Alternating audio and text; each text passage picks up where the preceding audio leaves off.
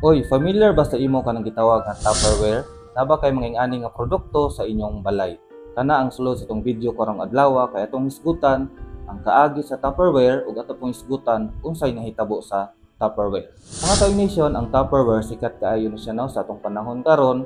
Ang nagtukod niini usa ka chemist usa ka Amerikano. Siya Sir Earl Tupper. Kini Sir Earl Tupper naanak katong July 28, 1907 ug sa paglabay sa panahon iyang naimbento ang usa ka produkto nga gitawag nga Tupperware. Kaning Tupperware usa ni siya ka produkto na makaingon ta ni kini siya airtight plastic container. Kini siya sudlanan sa mga pagkaon nato. Kining Tupperware gitukod ni Earl Tupper katong 1942. Dugay na kaayo. Ug paglabay sa panahon, pagka 1946, mao ni siya ang pinakauna nga higayon nga gi-introduce sa public kanang gitawag na mga produkto sa Tupperware. Sa paglabay sa panahon, grabe ang pag-uswag, pagsikat sa kanang gitawag nga Tupperware. Nagamit sila mga strategy nga kusog kaayo sa unang panahon. Tawag siya og Tupperware Party or Party Plan, no? Kana siya ginabuhat sa mga salesperson sa una sa Tupperware, mag-create sila event sa ilang balay na diha mag-invite sila mga tao. Tapos may mga produkto nila nga mga Tupperware, ilang i-demonate tapos ilang ibaligya sa mga tao na ilang na invite. Kini siya grabe kapatok sa una. Usa ni sa mga hinungdan nga ni boom pag-ayo ang Tupperware.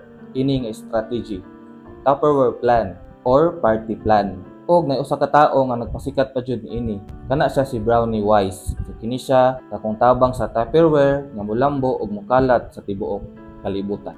Year 1960, niabot sa Europe kanang gitawag nga Tupperware.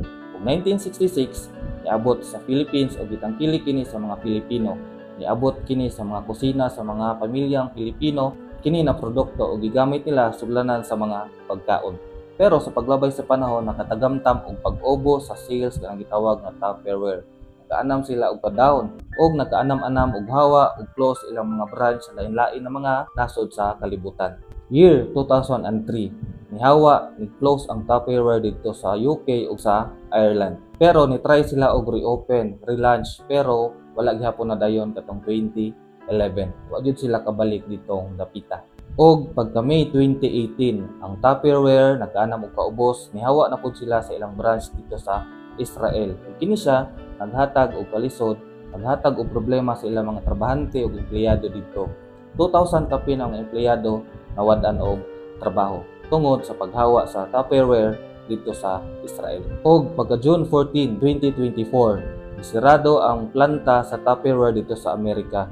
Hinungdan na dakong posibilidad na maundang na ang production sa ilang mga produkto nga Tupperware. Dito siya nahitabo sa Hemingway, South Carolina. Ug sa paglabay sa panahon nianam na jud og kaubos, nianam na jud og kalugi ang kanang gitawag nga Tupperware.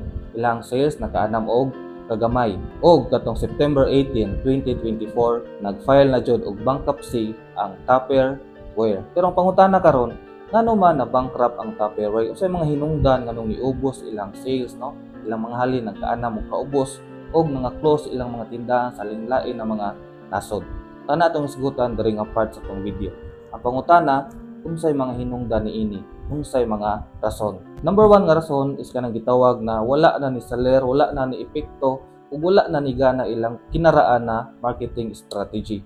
Sa una, kung nakadumdumo, ang Tupperware nagamit og kanang gitawag na Tupperware Party or Party Plan, Sa kung giingon gaina, mag-create sila event, Then ay gitawag nga host, na sila yung mga product dito, then mag-invite og mga tao, then mag-demo sila, then ibaligya tong ilang mga produkto na Tupperware. Sa unang panahon, kusog kay na siya. Okay kay epekto anang strategy.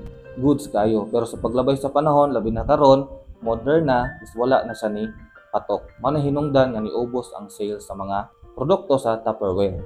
Sunod is kanang gitawag na nagkaanam og kaubos kagamay ilang mga mamaligyaay or mga salesperson. Kasagaran baya sa ilang mga mamaligyaay, the same sa able is mga babae. Sa unang panahon, gamit kay mga babae sa pagpamaligya og Tupperware, Kasi lagi tawag na commission base. So sa una, ang mga babae kung mamaligya og Tupperware, mga kwarta lang, kung mahalinan, then ay gitawag nga commission. Pero karon sa atong panahon, ang mga babae is nanay gitawag na mga trabaho, full-time job, in which ang sweldo nila is mas dako. So ilang gi-priority ang trabaho sa gawas compare sa pagpamaligya og mga Tupperware na commission based lang ilang kwarta. So kung gamay na lay mamaligya, gamay ra po'y ma-distribute, gamay ra halin na ilang makuha. O ang ikatulong nga rason nganong na-bankrupt ang Tupperware, based sa itong research na kanang gitawag na wala jud sila nakasakay or naiwit na sila, na late na sila sa kanang gitawag na digital age or pag-advertise, pag-market sa ilang produkto sa bag-o nga pamaagi. Karon na natin gitawag na online, no? Nanay mga technology pero wala nila gamit. Ang gigamit man nila is iwit na. Then ang pinakalas is kanang gitawag na nagkautang-utang jud ang Tupperware. Dako pa ilang liabilities kaysa sa ilang mga asset. So nganong naing ana man tungod pod kay ilang sales sa paglabay sa panahon, nagkaana man pod og ubos. So bisan pag ingyanang nahitabo sa Tupperware, no, sang pag na-bankrupt sila, pasalamat gihapon ta kay dako gyud sila ambag sa mga tao sa tibuok kalibutan. Gikan sa una hantod karon. Pasalamat gihapon ta sa founder, Master Earl, tapos sa pagmugna ang gitawag na Tupperware. So unta na mo na-learn bisa gamay lang sa tong video karong adlaw ug magamit ninyo sa inyong pagpadayon sa unahan. Daghan kay salamat sa pagtan-aw hangtod na pud sa sunod. Bye. Follow for more. Uy, Bisaya Channel. Ang channel para sa mga Bisaya.